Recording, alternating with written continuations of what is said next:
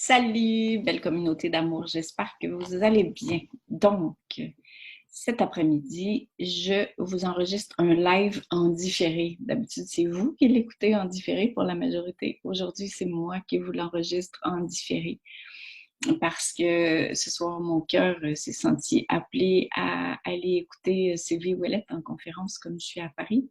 Et je me suis dit, pourquoi les deux ne seraient pas possibles? De toute façon, on va se retrouver d'une manière ou d'une autre. Alors, je ne pourrai pas répondre à vos questions en direct. Souvenez-vous que je suis en différé, mais toujours aussi contente d'être avec vous. Donc, sujet peut-être un peu plus bref aujourd'hui que j'ai eu envie d'aborder en votre compagnie, c'est lorsqu'on choisit de voir en l'autre ce qui nous appartient, ça change tout. Premièrement, qu'est-ce que ça veut dire choisir de voir en l'autre ce qui nous appartient? C'est un thème qui m'est venu quand je vous disais que ma vie est mon enseignement, dans un événement tout simple, en fait, mais vraiment tout simple, où je sors de chez moi et je me retrouve face à une voisine qui me regarde et qui choisit de ne pas me dire bonjour, mais vraiment par choix. Et, euh, et bon, alors vous savez comment c'est, hein, parce qu'on a tous un cœur, on est tous sensibles, on aimerait tous être aimés, même de la part de gens qu'on ne connaît pas vraiment. Et là, je suis allée marcher et puis ça me disait, OK, qu'est-ce que tu fais de ça maintenant? Parce qu'on a toujours des choix, même face à ces petites choses-là.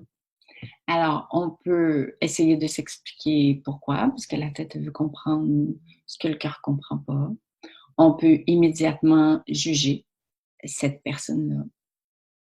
Pourquoi elle fait ça? Elle se prend pour qui? Quand même, ça manque de savoir-vivre, gna, gna, gna, gna, gna, gna. Et on peut choisir de l'ignorer la prochaine fois à notre tour, comme ça, on se venge. Puis là, l'ego, il est full content.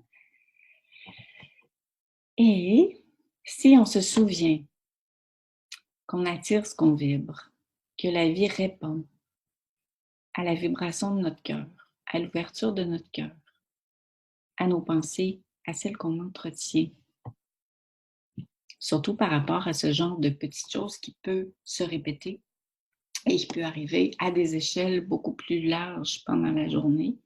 Mais la vraie question à se poser, c'est est-ce que j'ai envie de nourrir ce type d'énergie par rapport à ce qui s'est passé à l'extérieur de moi?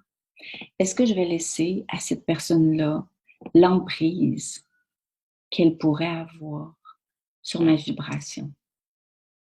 Parce que je sais que si je nourris ce que je disais tout à l'heure, les jugements, l'interprétation, la colère, la frustration, l'éviter à mon tour, eh bien, c'est moi que je punis. Parce que je vais continuer d'attirer ce genre de choses-là et parce que je crée une interférence dans ma propre vibration. Et plus je nourris ça longtemps, pendant une demi-heure, une heure. Et là, je peux arriver chez moi puis dire à ma fille, quand même, hein, la voisine, t'as-tu vu? Et puis là, ensuite, appeler quelqu'un d'autre puis en parler. Et puis bon, vous savez ce que c'est, quoi. Et je peux choisir de faire ça. Mais quand je dis que quand on regarde ce qui nous appartient, ça change tout, ça veut dire que je décide, c'est un exemple, hein, de regarder ce qui m'appartient. Ça veut dire que mon choix naît de mon souci de ne pas créer d'interférence avec mon cœur, plutôt que de ma tête qui voudrait comprendre, avoir raison, analyser, se justifier, se positionner par rapport à telle ou telle personne. Donc, c'est toujours ça, je vais choisir ma tête, mon ego, ou je vais choisir pas d'ignorer cette situation-là, mais d'en faire quelque chose d'autre que d'un prétexte pour nourrir mon ego et mon mental qui n'a plus de fin, qui n'est jamais complètement assouvi. Et moi, j'aime bien ce fait de regarder ce qui m'appartient, parce que c'est souvent ça. Quand il y a un comportement qui nous dérange, c'est que la personne réveille quelque chose qui nous appartient. Sinon, ça ne nous dérange pas. Alors, par exemple, dans ce cas-ci, l'idée, c'est de l'observer Ensuite, d'observer nos pensées, nos tentations au niveau de l'ego. Ensuite, de choisir. Est-ce que je choisis le cœur? Est-ce que je choisis que l'extérieur va influer sur l'intérieur? Ou est-ce que je choisis de maintenir ou de réajuster l'intérieur pour que l'extérieur réponde à d'autres choses que ça? Alors finalement, je lâche l'autre et je regarde ce qui l'a réveillé chez moi. Et là, je regarde ce qui était moi. Et dans ce cas-ci, mais c'était tout simple, quoi. Je me suis dit, ben, ça m'arrive à moi aussi, quand je me sens pas bien, d'ignorer des gens. Si par exemple, je rencontre quelqu'un au supermarché, puis j'ai pas envie d'y parler puisque je vais pas bien, mais je vais changer de rangée. Mais si la personne m'a vue, ça fait la même chose. Donc je me suis dit: c'est ça que ça fait quand quelqu'un me fait ça. Ah ouais, OK. Bon, mais la prochaine fois, je vais quand même faire un effort pour dire bonjour aux gens que je rencontre, même s'il y a une part de moi qui aura envie de se cacher sous terre ou qui n'aurait pas envie nécessairement d'être vu ou d'interagir cette journée-là.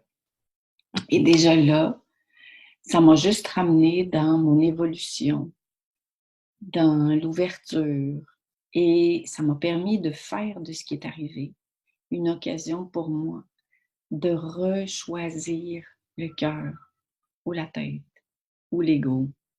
Et je fais ça maintenant tout le temps. Quand quelqu'un ne me répond pas, quand quelqu'un est par exemple rigide avec moi, ben, je me dis, ouais, essaye de t'observer parce que ça t'arrive sûrement que tu dois être comme plus tranchante des fois, plus rigide avec quelqu'un d'autre. Puis juste de faire, c'est pas cool quand on se fait parler comme ça. Hein. OK. Donc, mais vraiment avec beaucoup de bienveillance, de dire, OK. Donc, comme le reflet de ce que je pourrais être, à l'occasion ne me plaît pas, je vais lâcher l'autre plutôt que de lui exiger d'être ce que je ne suis pas moi tout le temps. Alors, ça ne veut pas dire que je suis toujours en train de me thérapeutiser. Ça veut dire que chaque fois que je suis déstabilisée par ce que j'observe chez quelqu'un d'autre, sur quoi je n'ai aucun contrôle, et que je vois que je suis à même de tomber dans les jugements, dans l'interprétation de ce que je connais même pas. Je connais pas sa vie, cette personne-là. Je sais pas ce qui s'est passé pour elle aujourd'hui. Et de tomber dans moi-même une fermeture de protection ou même de vengeance, tu vois, de punir l'autre parce qu'il nous a fait ça. Et là, je me souviens de ce que ça aura comme répercussion. Et que l'idée, c'est pas que tout le monde soit parfait pour que moi je sois bien. C'est que moi, je décide de rester dans ma lumière pour attirer, justement, les choses qui sont vibrantes. Et en même temps, ben, c'est de me rappeler que peut-être que les fois où j'ai fait ça, moi, quand j'allais pas bien, j'aurais eu besoin d'un sourire, même si j'avais une face de bœuf, comme on dit en bon québécois, c'est-à-dire que j'étais pas invitante à mon tour. Et je l'ai encore, il me vient un exemple avant de finir ce live, il y a quelques jours. C'est très rigolo parce que j'ai été invitée par une personne et pour le travail. Et quand je suis arrivée sur place, mais ça donnait juste envie de partir en courante. Un accueil, mais plus froid que ça, tu meurs. Là.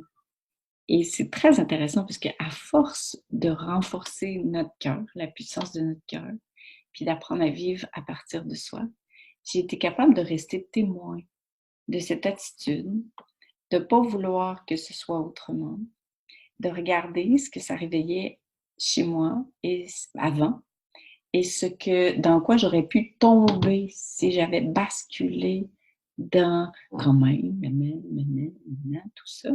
Et juste choisir de rester dans ce positionnement-là et choisir de continuer de rayonner quand même si l'autre ne me donne pas le reflet ou la permission d'être joyeuse, d'être spontanée. Parce que souvent, c'est ça qu'on fait. On est joyeux, on est spontané, puis si on arrive en avant de quelqu'un qui a une face de bœuf, mais là, tout à coup, au fond, cette insécurité, ça nous remet en question par rapport à notre choix de vivre. Et l'idée, c'est vraiment d'être dans notre joie d'être et d'essayer de la retrouver le plus possible, peu importe les circonstances. Et on ne sait pas le bien qu'on peut faire à l'autre personne. Et c'est un sacré défi, non?